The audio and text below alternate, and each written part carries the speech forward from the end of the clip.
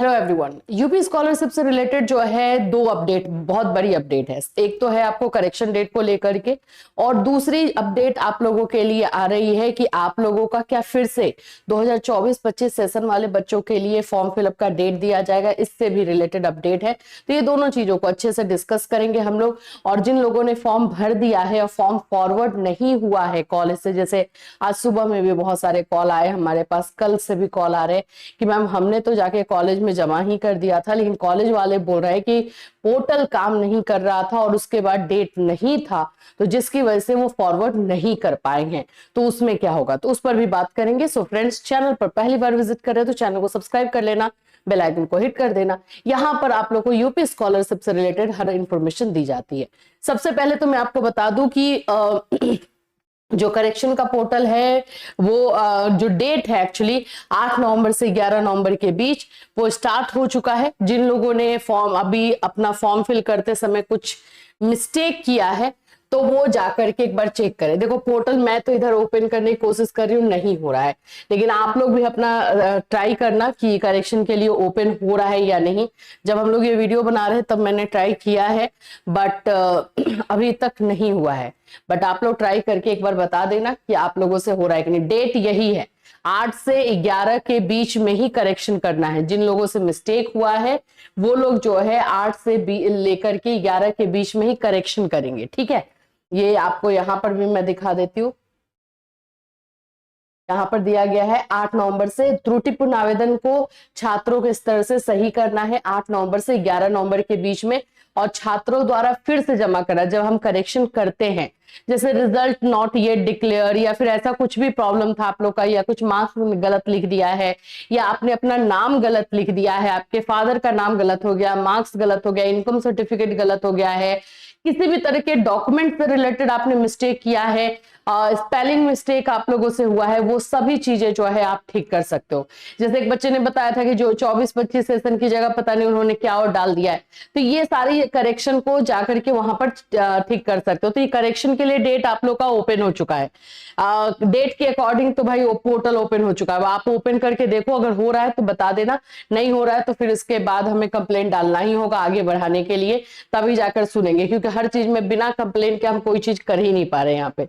तो एक तो ये हो गया। 12 नवंबर तक आप लोग को अपने कॉलेज में ले जाके जमा करना है। तो सोचो, अगर 8 नवंबर को पोर्टल ओपन होता है आप लोगों का, जैसे कल से ही ओपन होने की बात है, तो आप 8 को फॉर्म भरते हो, 9 को फॉर्म भरते हो, तब तो 1 से 2 दिन के बाद, 3 दिन के बाद निकाल के जमा करोगे।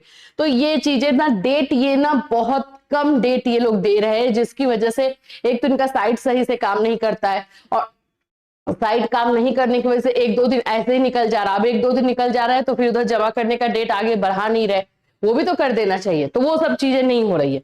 तो ये जस्ट ऐसा लग रहा है खाना पूर्ति के लिए डेट निकाल दिया गया है, हर बच्चों को भी फॉर्म भरवाया जा रहा है। कुछ बच्चे इसमें फॉर्म भर चुके हैं और उन लोगों का जो है फॉरवर्ड नहीं हुआ है। अब आते हैं इस मुद्दे पे कि फॉर्म फिल कर चुके हैं मैम, कॉलेज में ले जा करके जमा भी कर चुके हैं, लेकिन फॉरवर्ड नहीं हुआ है।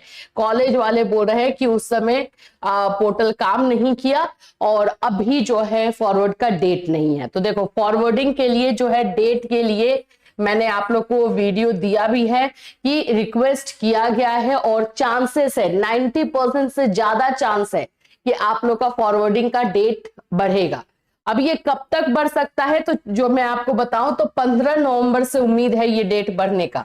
11-12 नवंबर तक करेक्शन का काम होगा, ठीक है। उसके बाद चांसेस है कि 15 नवंबर से पहले या 15 नवंबर तक आप लोगों को एक मौका और दिया जाएगा। फिर दूसरा क्वेश्चन आ रहा है कि कुछ बच्चे फॉर्म नहीं भर पाए, साइट ही काम नहीं किया 2-3 दिन तो, और उसके बाद से बहुतों को जानकारी भी नहीं, अचानक से इन लोगों ने ये सारा भी किया है।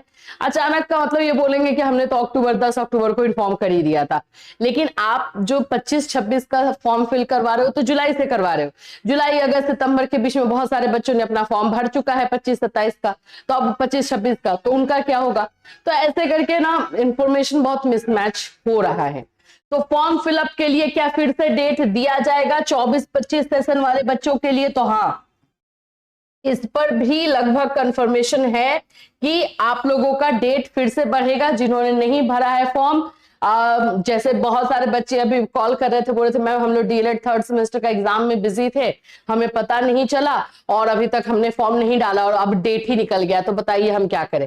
तो इसलिए चांसेस है कि इसका डेट बढ़ेगा, इसका भी डेट आगे बढ़ने का चांसेस 15 नवंबर तक ही है। तो जैसे इससे रिलेटेड अपडेट आएगी हम तो आपको बताएंगे ही। थोड़ा सा अब जुड़े भी रहना और साइट पर भी आप लोग भी विजिट करते रहना।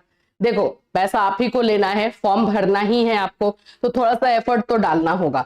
तो आप लोग साइट पर भी विजिट करते रहना और हमें अगर इंफॉर्मेशन मिल जाती है, इंटरनल भी कोई कंफर्मेशन एक मिल जाता है, तो भी हम आपको अपडेट दे देंगे।